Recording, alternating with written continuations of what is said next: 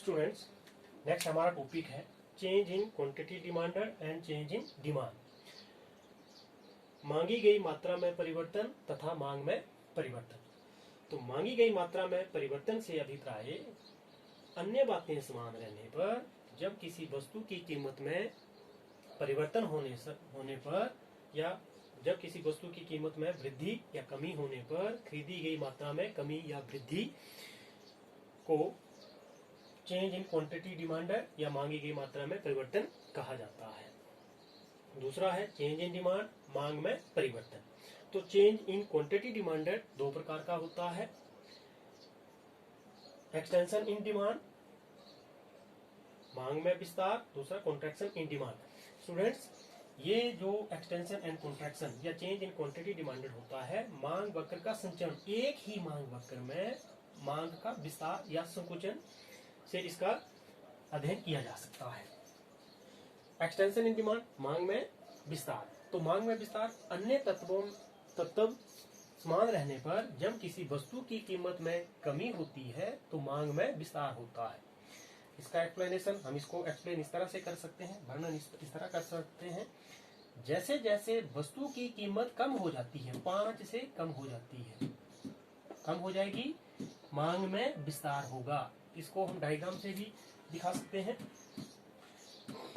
5 रुपए कीमत पर एक वस्तु की डिमांड और 1 रुपए कीमत पर 5 वस्तु की डिमांड, अन्य तत्व समान है। तो जैसे जैसे वस्तु की मांग में कीमत में कमी होती है तो मांग का संचरण या मांग का विस्तार ए बिंदु से बी की ओर एक्सटेंशन इन डिमांड कहलाता है। दूसरा है कॉन्ट्रैक्शन इन डिमांड। जैसे जैसे किसी वस्तु की कीमत में वृद्धि होती है तो मांग में संकोचन होता है। सेम ऐसा ही कीमत 1 रुपए कीमत पर 5 वस्तुओं की डिमांड, 5 रुपए कीमत पर 1 वस्तु की डिमांड। एक्सप्लेन, जैसे जैसे प्राइस में वृद्धि होगी 1 से बढ़कर 5 हुआ, डिमांड डिक्रीज 5 से कम होगी। बी बिंदु से ए की ओर जो कमी होगी इसको मांग में संकुचन कहा जाता है। नेक्स्ट है शिफ्ट इन डिमांड या change in demand. Change in demand ये अलग डिमांड वक्र बनती है या मांग का खिसकाव होता है। जो मांग वक्र है इसका खिसकाव होता है। तो ये भी दो प्रकार का होता है, increase in demand and decrease in demand. Increase in demand मांग में वृद्धि तथा मांग में कमी। तो मांग में वृद्धि कीमत के अतिरिक्त, मांग का खिसकाव कीमत के अतिरिक्त अन्य तत्वों में परिवर्तन होने पर मांग में जो वृद्धि या कमी होती है उसे मांग में वृद्धि या कमी कहा जाता है। इंक्रीज इन डिमांड लेते हैं, सेम प्राइस, समान कीमत, अधिक मांग।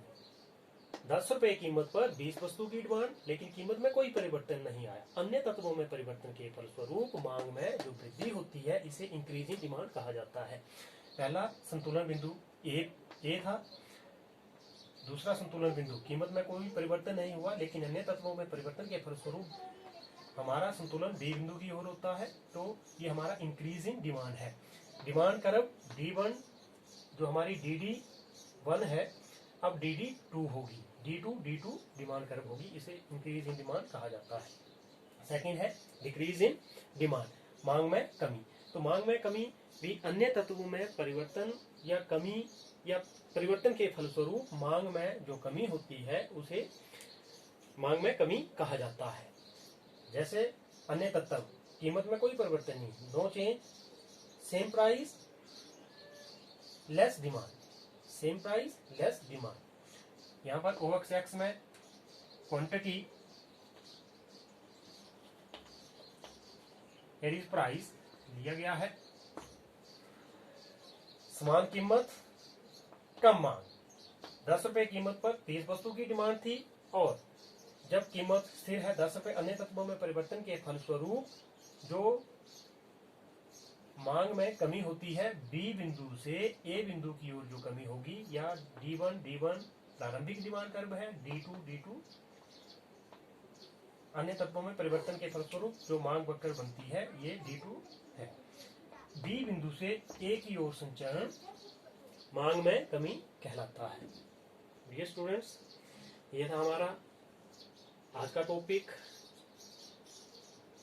Law of demand change in quantity demanded and change in demand. तो इन डायग्राम का इसकी डेफिनेशन, कॉन्ट्रैक्शन की डेफिनेशन, डायग्राम और अनुसूची का एक्सप्लेनेशन, इनका एक्सप्लेनेशन जरूर करें और नोट्स तैयार करें। Thank you, have a nice day.